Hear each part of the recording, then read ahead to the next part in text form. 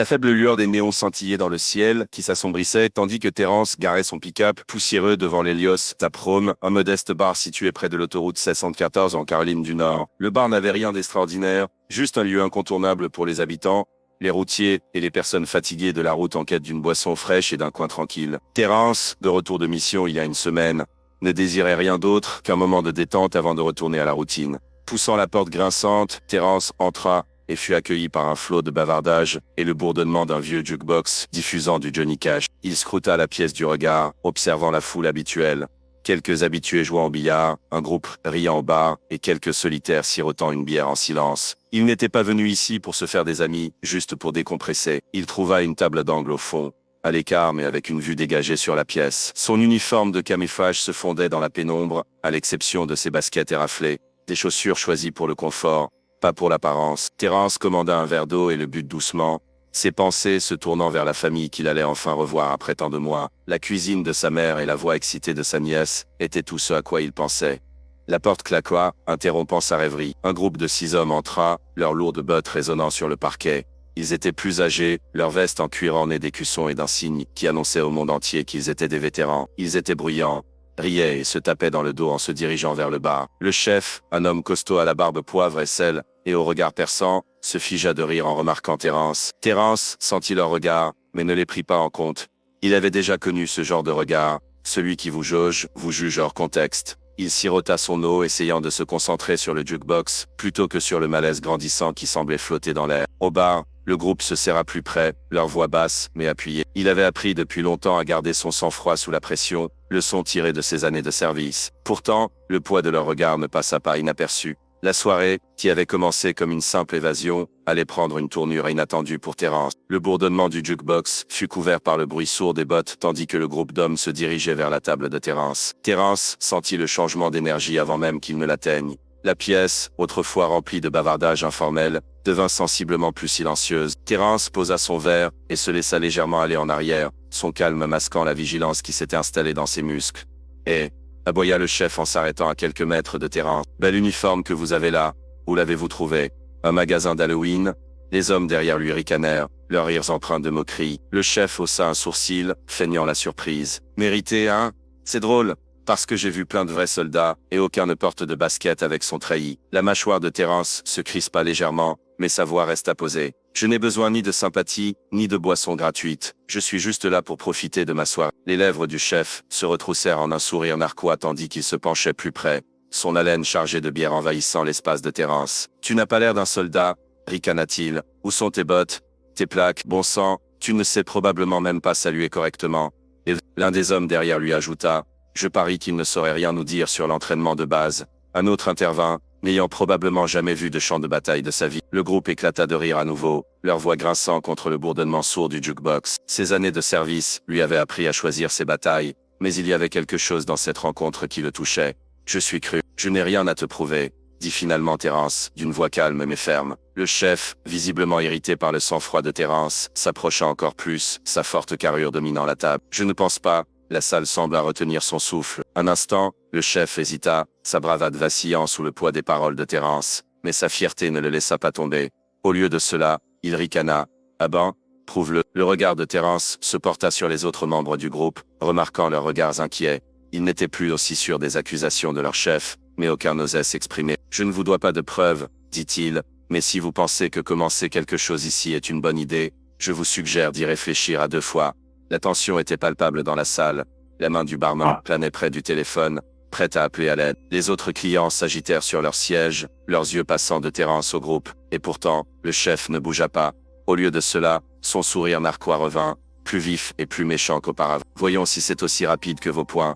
L'instant resta suspendu dans l'air, tendu comme un fil prêt à rompre. Son geste était maladroit, plus motivé par la bravade que par l'habileté, mais il suffisait à tout déclencher. Terence ne réfléchit pas. Il réagit. Des années d'entraînement firent leur effet, et d'un mouvement rapide et précis, il esquiva la prise, attrapant le poignet de l'homme en plein vol. D'un mouvement fluide, Terence tordit le bras derrière le dos de l'homme, et utilisa tout son poids, pour le pousser en avant, le plaquant face contre le bord de la table. Le chef laissa échapper un cri de douleur étranglé, sa bravade s'évaporant en un instant. Le bar explosa en nattement, et murmure tandis que les motards restants se figèrent, les yeux écarquillés fixés sur leur chef immobilisé. Pendant un instant, personne ne bouge. La voix de Terence brisa le silence stupéfait, basse et maîtrisée, mais empreinte d'une autorité indéniable. Le chef lutta contre la prise de Terence, mais en vain. L'efficacité calme du soldat ne laissait aucune place à l'erreur ni à la fuite. De l'autre côté de la pièce, l'un des motards fit un pas hésitant en avant, les mains levées dans une tentative hésitante d'intervenir. « Hé, mec !» balbutia-t-il. « Lâche-le, il ne pensait pas à ça. » Terence leva les yeux fixés sur l'homme. Le barman, qui observait silencieusement, téléphone à la main, prit enfin la parole. « Il est peut-être temps pour vous tous de partir avant que la situation n'empire. » Mais le chef, Hank, comme l'appelait un de ses potes, n'était pas prêt à céder complètement. Même avec le bras tordu et le visage collé à la table, il gronda entre ses dents serrées. « Appelez la police, ce type vient de m'agresser. Il porte un faux uniforme, et je veux qu'il soit arrêté. » Terence le relâcha d'une poussée contrôlée, et Hank trébucha en avant, se tenant le bras et se retournant pour fusiller le soldat du regard. « Tu vas payer pour ça !» grogna-t-il d'une voix pleine de malice. Le reste des motards se rassembla derrière lui, enhardi par l'affront perçu envers leur chef. L'un d'eux sortit un téléphone, et composa le 9. « Ouais, on a un type qui se fait passer pour un soldat, » dit-il d'une voix suffisamment forte pour que tout le monde dans le bar l'entende. Il savait à quoi cela ressemblait, savait à quelle vitesse la situation pouvait dégénérer, mais il savait aussi qu'il n'avait rien fait de mal. Ses années de service, ses sacrifices, tout ce qu'il représentait, tout cela résisterait à leurs accusations infondées. Il devait juste garder son calme. Le bar était maintenant animé de murmures, les clients chuchotant entre eux et jetant des regards en coin inter. Certains semblaient inquiets, tandis que d'autres semblaient discrètement impressionnés par la facilité avec laquelle il avait géré la situation. Des lumières rouges et bleues clignotaient contre les fenêtres du bar, projetant des ombres changeantes à travers la salle. L'un était un homme aux épaules larges, aux cheveux coupés courts, l'expression indéchiffrable derrière des lunettes de soleil miroir. Leur présence réduisit immédiatement la salle au silence, tous les regards se tournant vers eux. « On a reçu un appel concernant une altercation », dit l'officier d'une voix ferme mais posée. Hank, le poignet serré, le visage encore rouge de la confrontation, fut le premier à parler. Il pointa un doigt tremblant vers Terence. « Ce type m'a agressé, et il se fait passer pour un soldat. » Le regard de l'officier se porta sur Terence, qui se tenait tranquillement près de sa table, la posture détendue mais alerte. « C'est vrai ?» demanda l'officier d'un ton neutre. « Cet homme et ses amis m'ont interpellé, parce qu'ils ne croyaient pas que j'étais un vrai soldat, » demanda-t-elle d'une voix calme et autoritaire. Un client près du jukebox a ajouté. « Ouais, il n'a rien commencé. Hank est sur les nerfs depuis son arrivée. » L'officier s'est retourné vers Terence. Terence hocha la tête, mesurant ses mouvements et désignant le sac de sport posé par terre près de sa table. « Dans ce sac, j'ai mon uniforme de service avec mon nom et mon grade. J'ai aussi ma carte d'identité et mon portefeuille. » L'agent récupéra le sac et l'ouvrit avec précaution, en sortant l'uniforme soigneusement plié, orné d'insignes et de badges. Il l'inspecta brièvement avant de se tourner vers son partenaire, qui acquiesça discrètement. « Nous vous remercions de votre coopération. » Hank, encore rongé par son orgueil blessé, grogna. « D'après ce que j'ai entendu, vous êtes l'instigateur de tout ça, et vous avez de la chance qu'il ne porte pas plainte contre vous pour agression. » Ces mots frappèrent Hank comme une claque, et ses fanfaronnades commencèrent à tomber. Les autres motards se dédaignèrent, mal à l'aise, évitant tout contact visuel avec quiconque dans la pièce. « Si vous souhaitez poursuivre vos accusations, vous pouvez le faire, mais sachez que les fausses accusations sont graves. » Alors que la tension commençait à retomber, l'agente se tourna vers Terence. « Merci de votre sang-froid.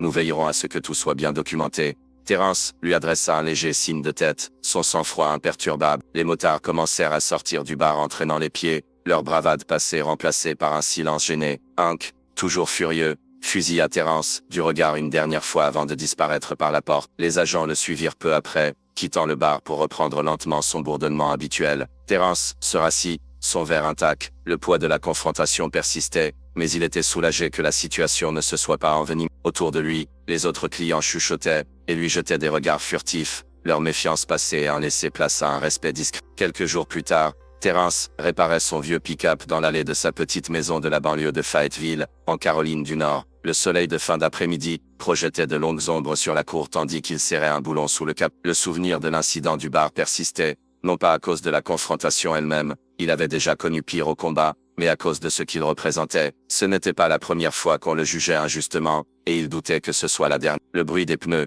qui crissaient sur le gravier, le tira de ses pensées. Le conducteur était l'un des hommes du bar, un homme nerveux aux cheveux clairsemés, et portant une veste, en cuir, qui semblait de taille trop grande. Terence le reconnut. Bill, un membre de l'équipe de 1. Bill coupa le moteur et descendit de voiture, ôtant son casque, et hésita un instant avant de s'approcher. Sa posture était prudente, presque désolée, comme s'il s'approchait d'un chien errant qu'il ne voulait pas effrayer. Terence C'est ça? Demanda Bill d'une voix calme. Terence hocha la tête, mais ne dit rien, attendant de voir où cela allait mener. Bill s'éclaircit la gorge, et fourra ses mains dans les poches de sa veste. J'avais hâte de venir m'excuser pour ce qui s'était passé au... Terence haussa un sourcil, surpris mais pas entièrement convaincu. Tu y étais pour quelque chose, dit-il d'un ton neutre. Bill hocha la tête, le visage rouge de culpabilité. Hank, il a le don d'énerver les gens, et je l'ai accepté, mais ça ne veut pas dire que c'est bien. J'y ai réfléchi depuis, et je voulais juste te le dire, demanda Terence, d'un ton posé. Pendant un long moment, Terence resta silencieux, puis il soupira, et s'appuya contre le camion, les bras croisés.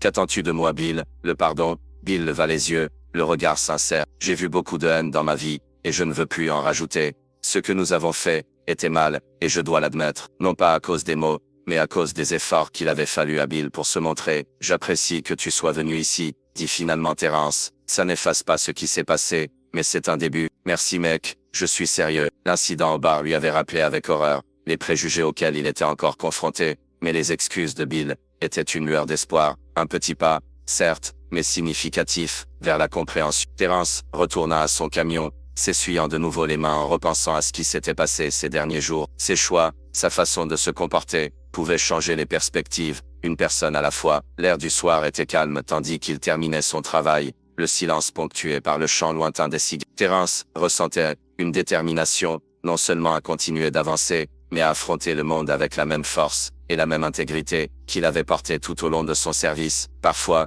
les batailles n'étaient pas livrées à l'étranger. Parfois, elles se déroulaient ici même, dans les bars, dans les maisons, dans les cœurs.